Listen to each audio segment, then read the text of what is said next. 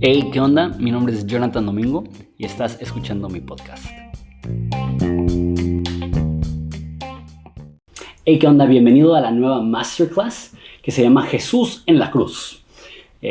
Si eres nuevo a Patreon, te quiero dar la bienvenida. También eso va a estar como contenido gratuito, como clase muestra en mi canal de YouTube. Entonces, si estás interesado en la clase completa, puedes conseguirla en mi Patreon. A partir de $5 puedes estar al tanto de la clase que voy a estar subiendo quincenalmente. O si lo haces a partir de $10, tienes acceso también al archivo de Masterclasses, que al día de hoy incluye la Masterclass de la Biblia, de Romanos y de Apocalipsis. Jesús en la cruz. Vamos a tomar 11 semanas para considerar qué es lo que sucedió con Jesús en la cruz. La primera clase, que es esta, es una introducción, y después vamos a ver 8 clases en secuencia, viendo diferentes aspectos de lo que sucedió en la cruz. Y la realidad es que la mayoría de cristianos tienen un conocimiento muy superficial acerca de la cruz, acerca de lo que realmente sucedió. Es más, estaría dispuesto a decir que la mayoría de enseñanzas cristianas se enfocan más en moralidad y en cómo vivir que en realmente entender el mensaje de la cruz. Pablo dijo que es al revés, que nuestro entendimiento de la cruz es lo que debe de determinar nuestra conducta, no al revés, y mucho menos, independientemente de nuestro conocimiento de la cruz, enfatizar la conducta. Es lo que se llama legalismo. De hecho, la Biblia nos dice que si a través de nuestra conducta estamos intentando estar bien con Dios, es porque no hemos entendido el mensaje de la cruz. Entonces, la mayoría de personas, incluso cristianos, no le han dedicado casi nada de tiempo a profundizar acerca de qué es lo que realmente sucedió en la cruz. Algo que he visto, y eso fue real para mí, el momento en el cual las personas suelen profundizar un poco acerca de la cruz, se enfocan meramente en lo que se llama expiación penal sustituta. Expiación penal sustituta. Ahora, si estás metido en el mundo de teología, seguro has escuchado ese término, es muy común. Pero si no, y únicamente eres un cristiano que va a la iglesia, a lo mejor te preguntas qué significa eso. Y expiación es lo que sucede cuando estamos unidos a Dios. Expiación es eso. Sustituta es que para poder tener unidad con Dios tuvimos un reemplazo. Y penal, que el castigo de Dios estuvo sobre nosotros. Otra forma de decir expiación penal sustituta es Jesús murió en nuestro lugar por nuestros pecados para llevarnos a Dios. Si queremos ser un poco más enfático del área penal, es que Jesús tomó nuestro castigo en nuestro lugar para llevarnos a Dios. Esto es muy bíblico. Sin embargo, la mayoría de gente no considera el tema a fondo, se conforma con únicamente la frase Jesús murió por ti, sin saber qué es lo que eso significa. Y digo, que Jesús murió por mí, entonces soy cristiano y ahora dime qué es lo que tengo que hacer. Lo que yo te diría es, alto. Antes de pasar algún esfuerzo para entender qué es lo que nosotros debemos ser para Dios, con muchísima más prioridad necesitamos saber qué es lo que Dios hizo por nosotros. Porque eso no es una religión común. La religión común te dice, sigue estos pasos y llegarás a Dios. El mensaje del cristianismo es que no importa cuántos pasos intentes tomar, nada te puede acercar a Dios a no ser que Dios se acerque a ti. Y eso es la cruz. La cruz es el modo en el cual Dios decide acercarse a nosotros a través del sacrificio de Jesús. Pero una vez más, expiación penal sustituta. Esa será la última clase. Y como digo, la mayoría de personas se enfocan exclusivamente en expiación penal sustituta. Ahora, ha habido una reacción que muchas personas ven eso y lo intentan rechazar porque ven que se sobreenfatiza y se ignoran todos los demás elementos importantes de la cruz, pero no creo que eso es útil. Los que abandonan la idea de expiación sustituta penal dicen, eso parece bárbaro, eso parece Dios castigando a su propio hijo y eso no es el mensaje de la Biblia. Sin embargo, entraremos más a eso en la última clase. Expiación penal sustituta es una parte central del mensaje del cristianismo. Ahora, como digo, se tiene que entender correctamente y bíblicamente. Sin embargo, ni siquiera creo que ese elemento es el elemento más importante de la cruz. Quizá es uno de los más importantes, pero a mi entendimiento de la Biblia es que el elemento más importante de la cruz es que la cruz manifiesta la gloria de Dios. Hablaremos de eso un segundo en esta clase. Pero Jesús en Juan dice que su hora había llegado para ser glorificado. La imagen que da Juan de la cruz es ser levantado, y físicamente Jesús estaba siendo levantado, pero también espiritualmente es una metáfora que la cruz eleva a Jesús. Uno de los poemas más antiguos, que de hecho es más antiguo que el mismo Nuevo Testamento, se cita en el Nuevo Testamento, es Filipenses 2, que dice que Jesús, siendo en forma de Dios, no tomó el ser igual que Dios como cosa de que aferrarse, sino que se despojó de sí mismo y fue obediente a la muerte, y la muerte de cruz. Por ende, Dios le dio el nombre que es sobre todo nombre. Entonces, la exaltación y la crucifixión son hermanos gemelos. Hablaremos más de eso en un segundo. Pero yo creo que el elemento más importante de la cruz es la exaltación de Dios, la gloria de Dios. Y quizá ni siquiera expiación penal sustituta es la segunda más importante. Pienso en la inauguración del reino de Dios. Jesús, toda su predicación, su predicación más recurrente no era: cree en mí porque voy a morir por tus pecados. 100% lo enseñó. Pero su enseñanza más recurrente era: el reino de los cielos se acerca. Arrepiéntete porque el reino de los cielos se acerca. Jesús como rey, inaugurando un nuevo reino a través de su muerte.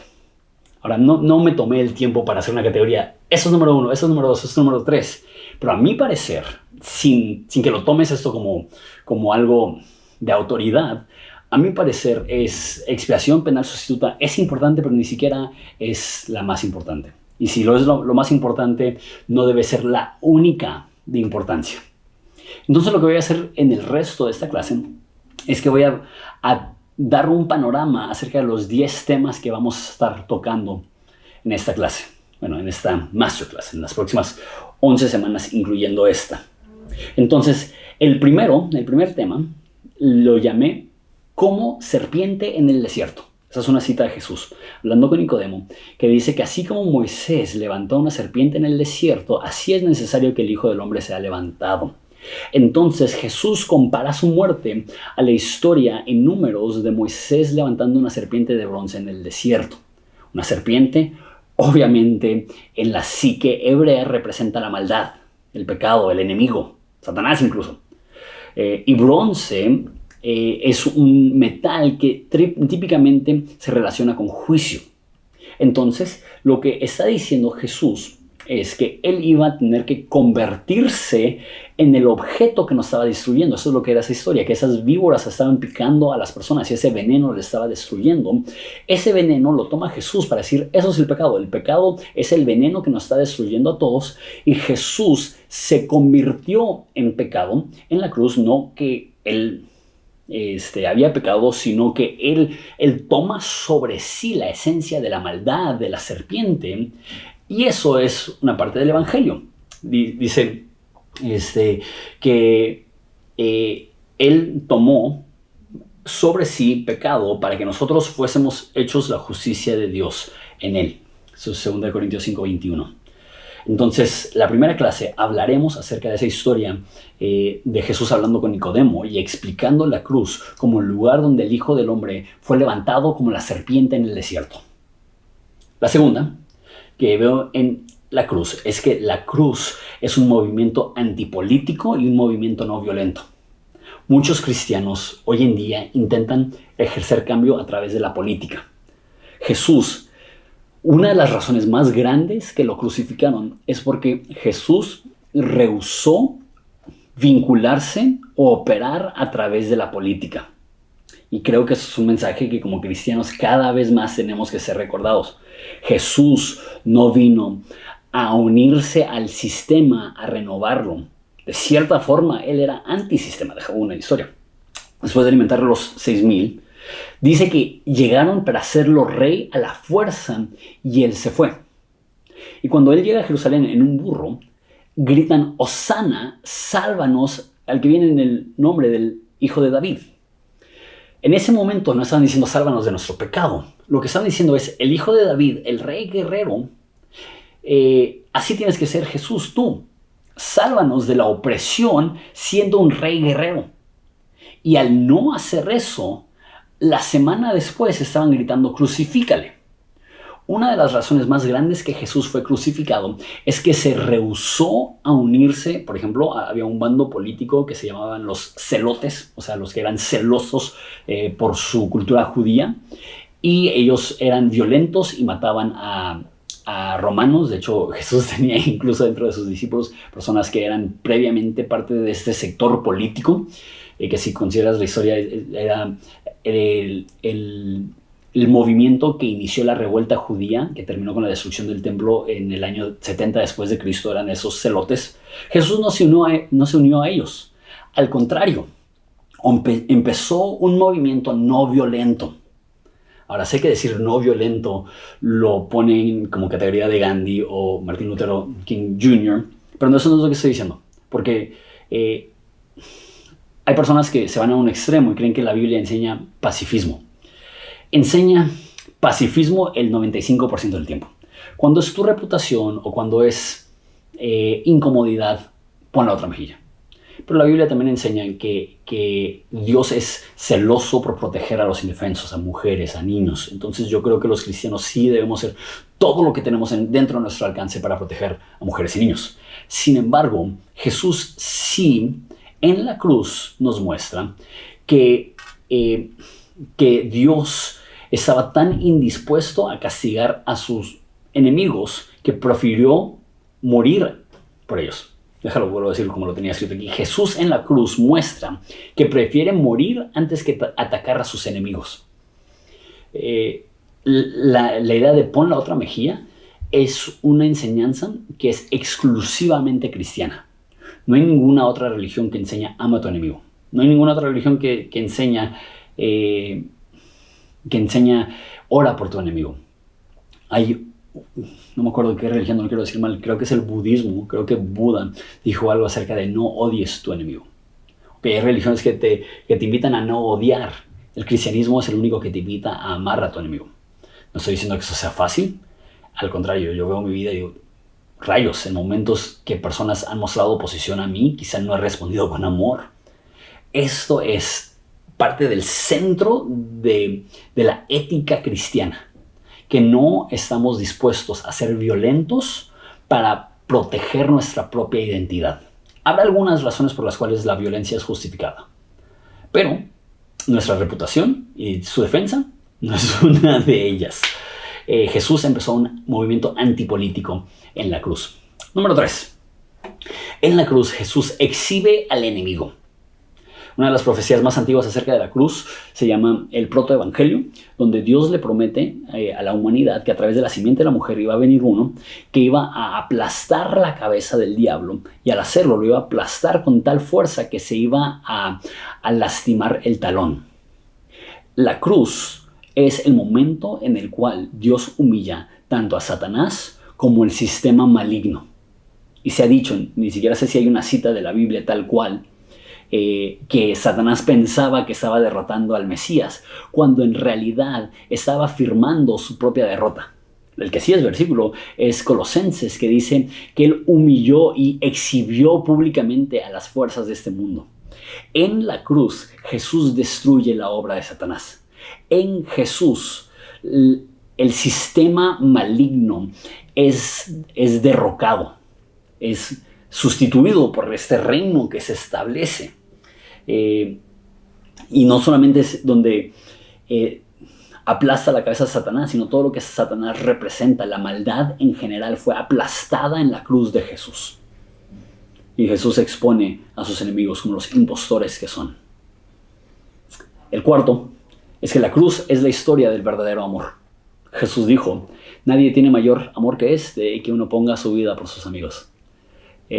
Tantas historias toman como su trama este mensaje heroico de morir en lugar de otro, de morir para que otro pueda vivir. Hay tantas historias de padres que entran al fuego y rescatan a sus hijos y mueren en ese momento.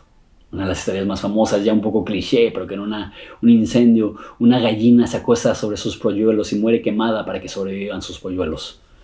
La esencia del amor es el sacrificio.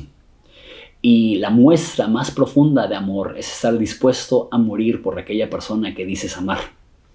Jesús en la cruz nos comunica la historia de amor más profunda y conmovedora que jamás existe, que es Dios muriendo no por aquellos que le han mostrado amor, sino por los rebeldes. En esto conocemos amor, que Cristo murió por nosotros, dice 1 de Juan. Y también dice en Romanos que aun siendo pecadores, Cristo murió por nosotros, porque quizá alguno moriría por un bueno, pero Cristo muestra en su amor para con nosotros, en que siendo aún pecadores, murió por nosotros. Número 5 es que la cruz es la hora de la gloria de Jesús. Ya lo mencioné hace un segundo, pero en el Evangelio de Juan él sigue diciendo, mi hora no ha llegado, mi hora para ser glorificado no ha llegado, mi hora no ha llegado, hasta que llega el momento y dice, mi hora ha llegado, sé glorificado. Y está hablando de la hora de su muerte.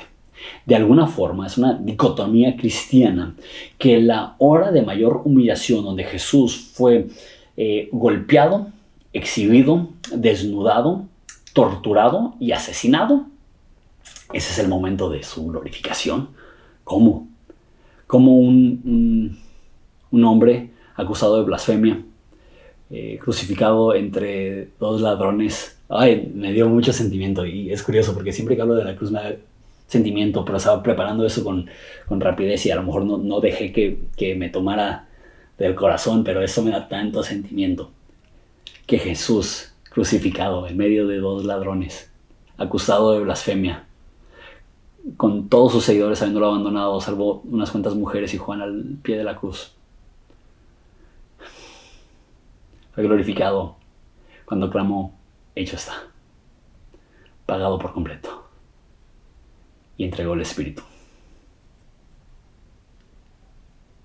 No sé cómo funciona eso, pero el momento de su máxima humillación resultó simultáneamente ser el momento de su máxima gloria.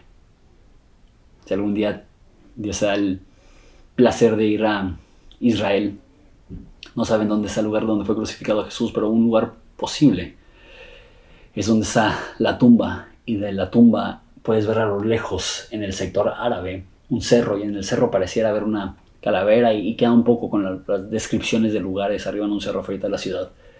Y hoy en día eso está en posesión árabe y es una estación de camiones. Y a mi parecer es parte del diseño de Dios. Está lleno de basura, no está cuidado. Que todos los demás lugares, el Getsemaní tiene una iglesia preciosa, el lugar donde históricamente creen que fue la tumba de Jesús, que probablemente no, pero es quizá la tumba de la resurrección. Todos son lugares preciosos. El lugar donde fue crucificado está lleno de basura, porque hasta la fecha sigue siendo un lugar de oprobio, de desprecio, de miseria y de gloria y de amor y de exaltación y magnificación. ¿Cómo funciona eso? Es el misterio de la cruz, ¿no? O sea, estoy hablando de pum pum paz, ¿no? Dando un chorro de datos, intentando dar los 10 puntos así de manera rápida, pero hay que detenernos un segundo y reconocer esto. Mi momento para ser glorificado ha llegado. Para esta hora he venido, dijo Jesús. Número 6. Es el contraste entre César y Cristo el Rey. El Nuevo Testamento se escribe en el contexto de Roma y todo lo que sabemos del Nuevo Testamento se tiene que meter entre dos casillas. Uno es la historia judía y dos es la historia romana, donde interseccionan y tienes judíos esperando el Mesías, viviendo bajo la opresión de Roma. Y por los primeros 300 años después de la muerte de Jesús, el cristianismo, su expresión era ser un contraste. Lo que dije hace un segundo, un antisistema en contra del reino de este mundo. Entonces el reino de este mundo es ejemplificado por Roma y específicamente por César, que es violencia, destrucción, opresión, opulencia, esclavitud, destruir y matar a naciones enteras. No me acuerdo quién dijo que los romanos crean un desierto y lo llaman paz, que cuando destruían a sus enemigos lo hacían de una forma tan violenta que aniquilaban naciones, lo llamaban paz. Jesús es lo opuesto. Jesús es el sistema del verdadero rey. Cuando Jesús murió, arriba de su cruz había el letrero, la insignia que decía Rey de los Judíos. Cuando le dijeron a Poncio Pilato que lo removiera, dijo: no, lo que he dicho, lo que he escrito, escrito. Y es cierto. Un punto para Poncio Pilato entre los puntos eternamente negativos. Él reconoció que Jesús no era únicamente como alguien que Roma podía decir, él es culpable de sedición. Porque cuando tienes un golpe de Estado, normalmente tienes un grupo de personas. Eso no era un golpe de Estado. Eso era una declaración soberana, donde Jesús dijo: yo soy el rey de los judíos. Y dijo de cierta forma: yo soy el rey del universo. En la cruz de Jesús es la inauguración del reino de Dios. Hay muchísimo que hablaremos acerca de eso. Número 7. Jesús es el sumo sacerdote que se compadece. La cruz es el objeto a la cual todo el sistema del Antiguo Testamento apunta. Todo el sistema sacrificial, todo el sistema del templo se cumple en la cruz. Y en el sistema sacerdotal tenías un sacerdote que mataba un cordero y derramaba su sangre para remisión de los pecados del pueblo. Y el sumo sacerdote, una vez al año, lo hacía en el día de expiación, donde tomaba la sangre y lo llevaba a la presencia de Dios, donde estaba el arca del pacto. Nos dice el Nuevo Testamento que Jesús es nuestro sumo sacerdote. Pero en vez de matar un animal para presentar la sangre para remisión de pecados, Él es simultáneamente el Cordero de Dios que quita el pecado del mundo y el sumo sacerdote, que es el vínculo entre nosotros y Dios. Jesús, en Jesús, me estoy adelantando al punto 9. Punto 8. La cruz representa el lugar donde somos sanados. Ahora, dentro del movimiento como de prosperidad, toman ese mensaje, ese pasaje de Isaías 53 que dice que por sus llagas somos sanados, y dicen que porque Jesús murió por nosotros vamos a ser sanos siempre. Pero no es el caso. Dios no nos ofrece sanidad temporal siempre, sino una sanidad mayor, que es que llegará el día donde no habrá maldición y no habrá enfermedad y no habrá dolor. Sin embargo, creo que está mal aplicado llevarlo al otro extremo y a insinuar que no tiene un poder sanador. La muerte de Jesús tiene un poder sanador en tus relaciones, en tu cuerpo, en tu entorno, en tu salud mental. Jesús, al morir, está emitiendo un poder sanador. Hablaremos más de eso. Número 9. Está de la mano con lo del sumo sacerdote, por eso casi me brinco sin querer.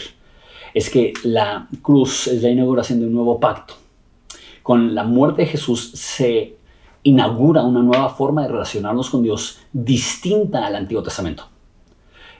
No es que el Antiguo Testamento no es válido, es que no es vigente. Es que tuvo una culminación y se completó. De hecho, cuando Jesús dice, no vine a destruir la ley, sino a completarla, eso significa a dar por terminado. O sea, a cumplirlo todo. A darle tachita a todos los cuadros que exigía la ley. Y dice Jesús, la noche que fue crucificado, dio la copa y dice: esta es la copa de mi sangre, que es un nuevo pacto. Una nueva forma de relacionarnos con Dios. Ya no a través de un sistema, como dije, de sacrificios, ya no a través de un sumo sacerdote, ya no a través de un templo, sino a través de la fe y a través de la gracia y a través de la cruz. Ahora, la salvación siempre ha sido por fe. El Nuevo Testamento es claro de eso. Pero la forma que mostrabas tu fe era fe en Dios a través de los sacrificios, y ahora es fe en Dios a través de la muerte de Jesús. En el Antiguo Testamento también era fe en que Dios iba a proveer a un Mesías que iba a resolver el problema del pecado. Y por último, la cruz representa expiación penal sustituta. Que Jesús murió en nuestro lugar por nuestros pecados para llevarnos a Dios. Y hay algunos elementos que también caben dentro de eso. Cuando hablo de la serpiente, Jesús se convirtió en pecado y por eso fue condenado. Pero una vez más, expiación penal sustituta no es el paquete completo. Es una pieza fundamental dentro de varias piezas fundamentales. Es más, esta lista no sé si es completa, pero veo cada uno de estos pasos, quizá con la excepción del sanado por sus heridas, porque ahí sí entra dentro de cierta polémica. Y quizá lo del nuevo violento también, que Jesús es un movimiento antipolítico en la cruz. Pero de ahí en fuera, 8 de las 10 que mencioné son doctrina fundamental cristiana que cuestionaría la validez de una fe que no ve a Jesús como el que se convirtió en el objeto que nos estaba destruyendo, que no ve la cruz como el lugar donde Jesús exhibió a nuestro enemigo, que no ve la cruz como el mensaje de verdadero amor, que no ve la cruz como el lugar de la gloria de Dios, que no ve a la cruz como el lugar donde se inaugura el nuevo reino, que no ve a la cruz como Jesús siendo nuestro sumo sacerdote, que no ve la cruz como la inauguración del nuevo pacto y que no ve la cruz como expiación penal sustituta. Digo, es importante y lo veremos. Entonces, si estás viendo esta clase muestra, espero que te unas. Y si no, te puedes unir por cualquier cosa. Espero que esta clase te haya iluminado un poco y te haya dado un poco de curiosidad para poder indagar e investigar estos temas por tu propia cuenta. Gracias por tu tiempo. Dios te bendiga.